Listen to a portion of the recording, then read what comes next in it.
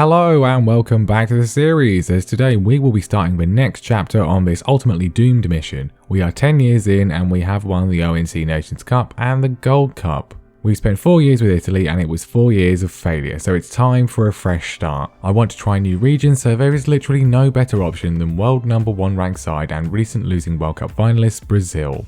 The Brazil squad looks really good, some great regens plus a few real players still left to give them the experience. Obviously this is a job which comes with a lot of expectation though, as Brazil demands success. They have won the last 4 Copa Americas, so no pressure whatsoever. Now, as much as I would like to get straight into things, we don't have to qualify for the Copa America as there are so few teams. They have to invite teams from other confederations just to make up their numbers. So we barely have anything to do. The next Copa America isn't for 2 years, and the game won't even let me schedule a friendly until March. We might as well talk about them though, as nothing else is happening. There's certainly plenty of talent in the squad. Vitor Hugo here is outstanding, and oh, he's injured. Great. But it's a dominant performance in our first match in charge. Wesley opens the scores with this fluke finish, and then in the second half Anthony scores a penalty as we win 2-0 against Uruguay.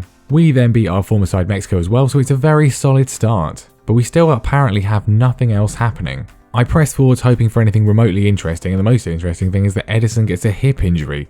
At 37 he'll probably need that replaced. Eventually though, something is revealed to be happening as the World Cup qualifiers are drawn. Finally, something to do, although it's a bit weird as the World Cup isn't for 3 years and we still can't even schedule a friendly before then anyway. But having been in charge for over a year, we finally actually have a competitive match to play. This is why international football is so ridiculous. I could literally have won the African Cup of Nations in this time, but then someone else would have taken this job. Ah well, let's go properly through some of the key players. Edison recovered from an earlier injury, but he's 38 now, and if he survives till the end of the next episode, I will be amazed. We have some fantastic fullbacks in Pedro Antonio and Felipe, while João Roberto and real human Ibanez will be at centre back. We've already mentioned Vitor Hugo, and Aquino Faria looks decent as well. I've called up Rainier to the squad, who's still only 29, and although my assistant seems not to rate him, that seems quite ridiculous. And then the wings are stacked. Wesley and the wonderfully named Dude will start for us, and I've not even called up this guy.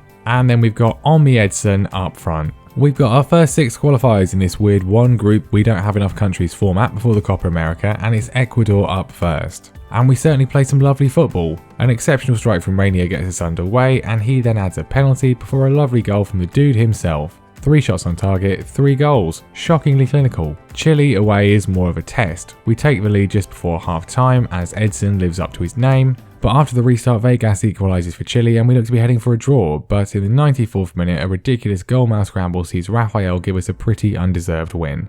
Before the November games, and the least surprising news of the save, Edison decides to retire at the end of the season, which I'm hoping will be after the Copa America, but it sure looks like it will be during it. But anyway, we have Uruguay to play and it's another dominant performance. A towering header from Rainier sets us on our way, and later on a lovely move sees Dude grab another goal as well for a 2-0 win. Colombia are up next, and I'm still scarred by their destruction of my Italy side at the World Cup last episode, but I needn't have feared because we are seemingly actually really good. Edson gets a brace inside 10 minutes with 2 close finishes, and the Dude then makes it 3 before the break with this effort. They get a goal late on, but that was another complete performance. Maximum points from the first 4 games sees us clear at the top of the table. I can't wait to see how this all goes wrong. We have the Olympic qualification tournament with the under-23s, which I was going to include, but my god, it was tedious.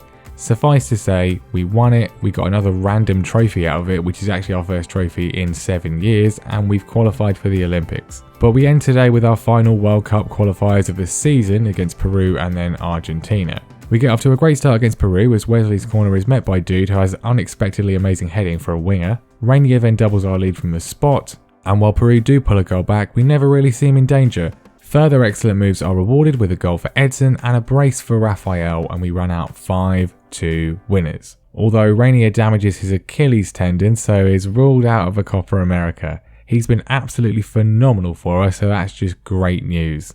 If we can beat Argentina, we'll take a big step towards assuring qualification, while also putting ourselves in pole position for the Copa America in terms of form. Argentina lost their previous match to Bolivia, so it's fair to say they are rattled. But they certainly look up for it. An early free kick from Thiago Almada is met by Leandro Perez to give them the lead.